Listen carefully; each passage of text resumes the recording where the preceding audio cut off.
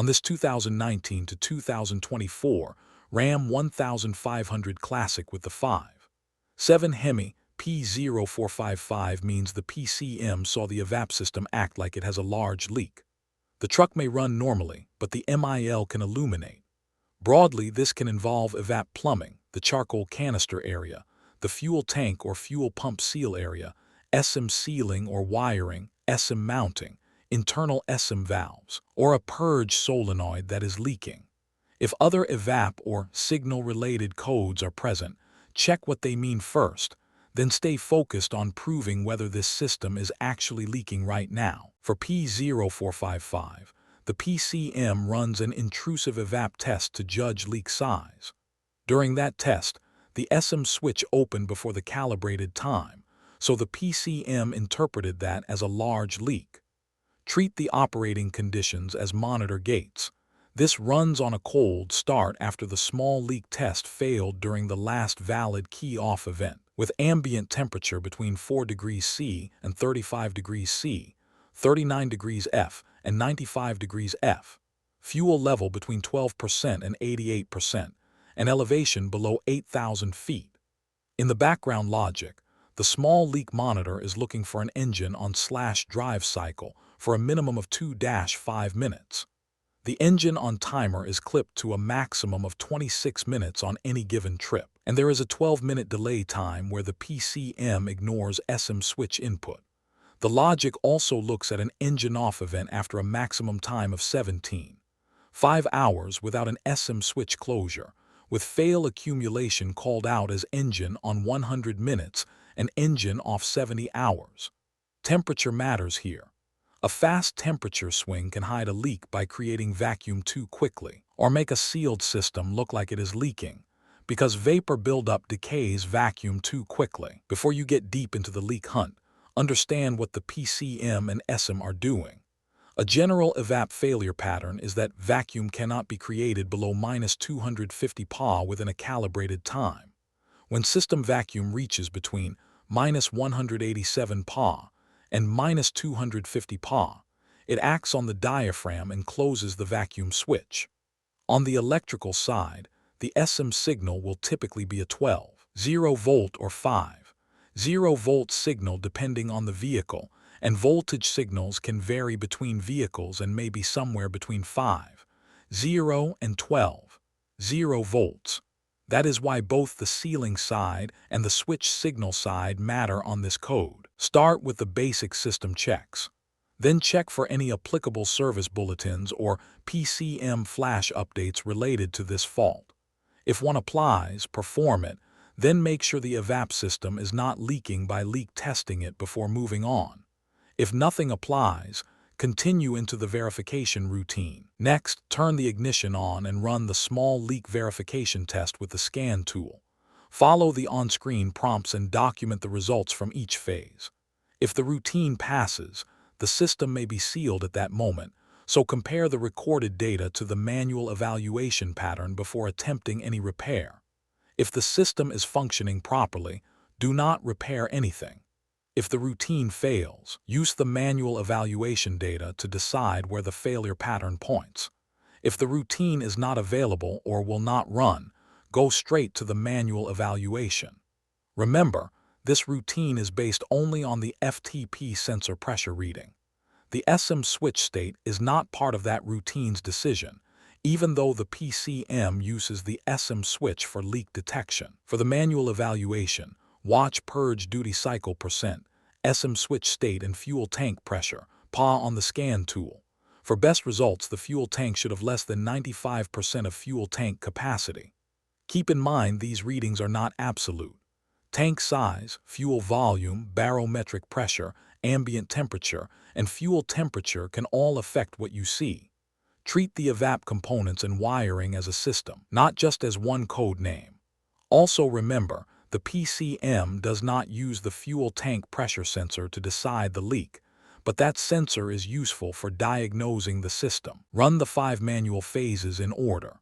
First, vent the system and record ESIM state and FTP data. The ESIM switch should be open and the FTP sensor should read near 0.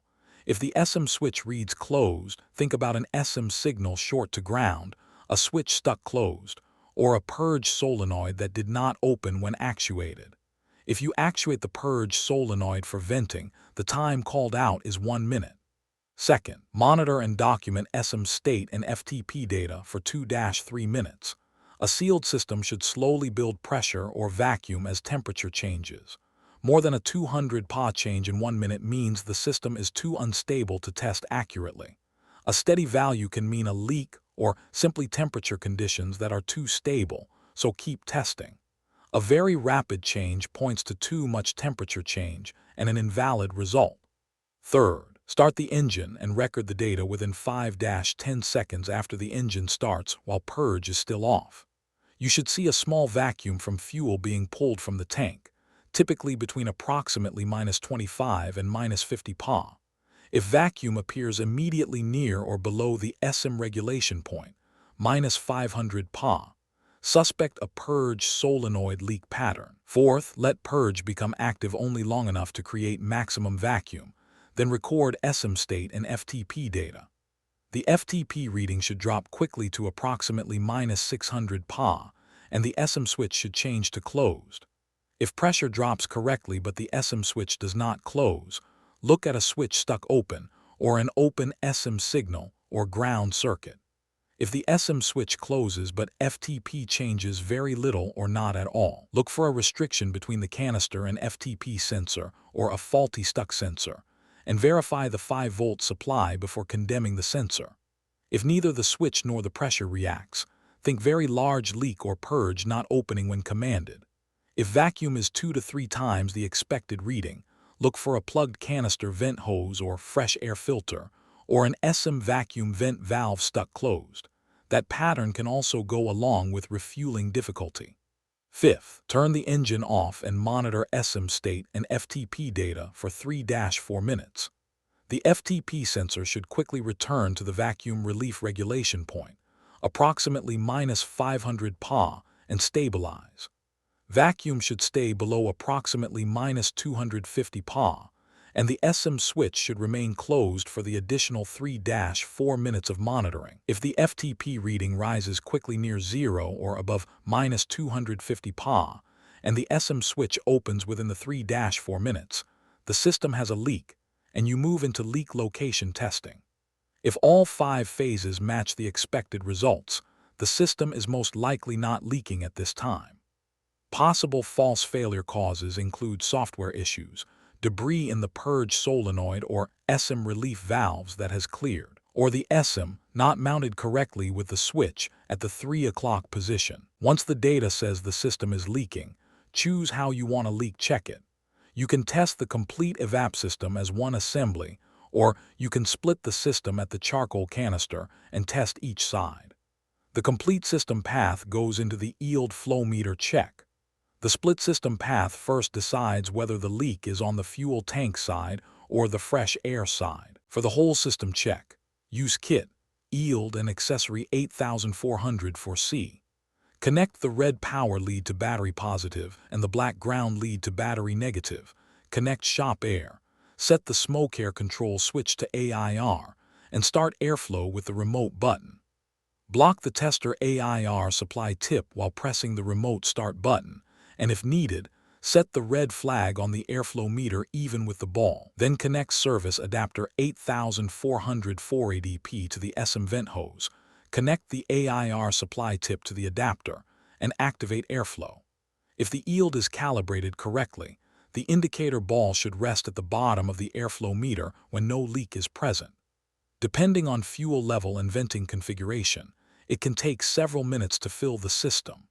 If the ball drops to the bottom of the airflow meter or below the red flag, the leak is coming from the vent valves inside the ESIM, so replace the ESIM and repeat the intrusive leak evaluation.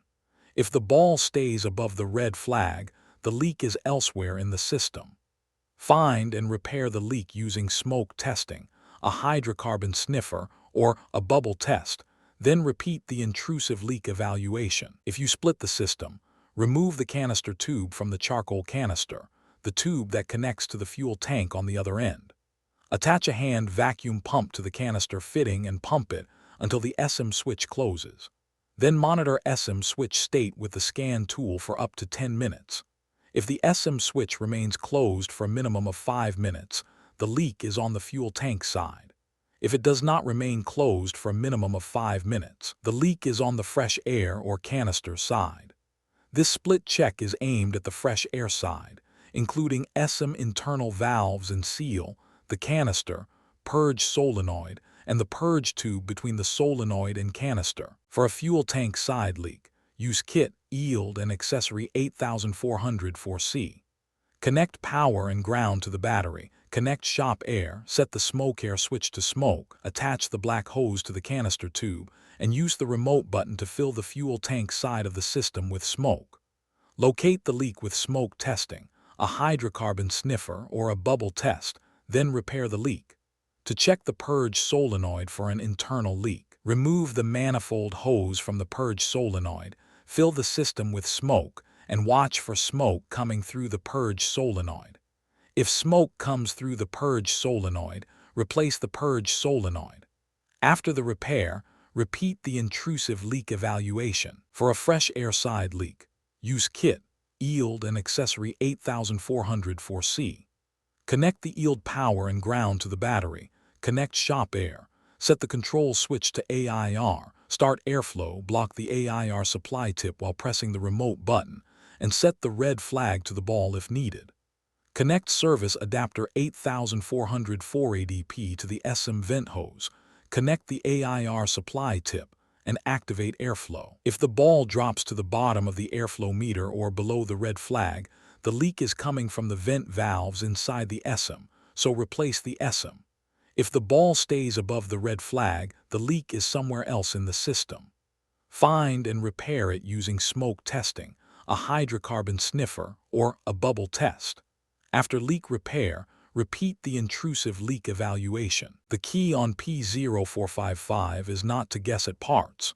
Prove the EVAP system is leaking under valid conditions. Use ESIM state and FTP data to understand the failure pattern.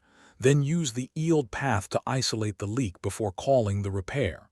For more diagnostic training, visit stepdiagnostics.com.